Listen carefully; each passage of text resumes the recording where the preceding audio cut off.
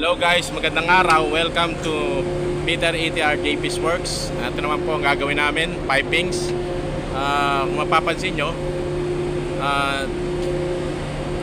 bulok na rin itong pipes na to. Dapat talaga papalitan na yan.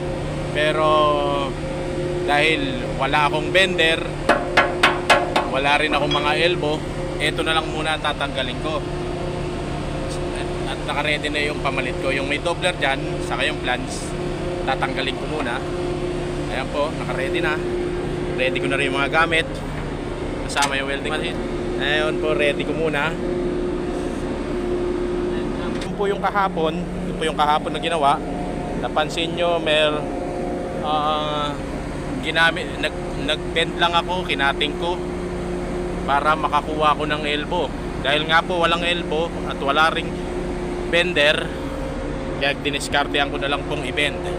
Yan po, bago po yan hanggang doon sa pinakapuno, hanggang dito, bago po rin pati mga implants nyan, bagong kabit.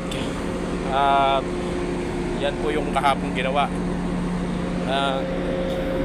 Hirap po kasi ng wala ring lahat materials, pati yung cutting disc kong ginamit ay makapal, wala ring maninipis, wala ring acetylene, kaya pinang-cutting ko sa mga bolts ay welding machine.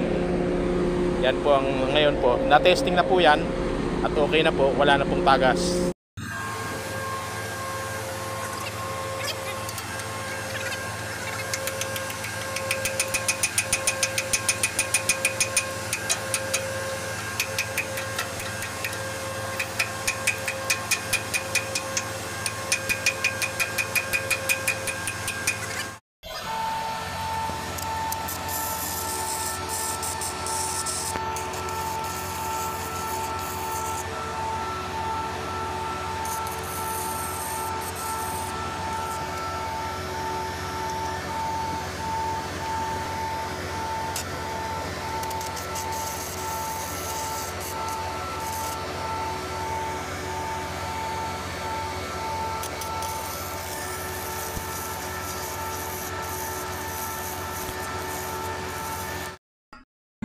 At ito na po guys, tapos na po, na-welding na.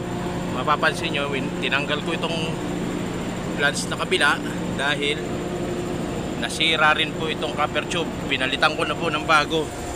Ayan po, wala po kasing spare na mga fittings nya, kaya dumiskarte na lang po ako kung paano gawin. Ito po yung tinanggal ko dyan. Sira-sira na rin po. Ayan na po, sira po yung elbow nya. Yan po yung elbow, wala pong makitang spare nyan. At ito rin po yung tinanggal na isa para dito. Ayan po.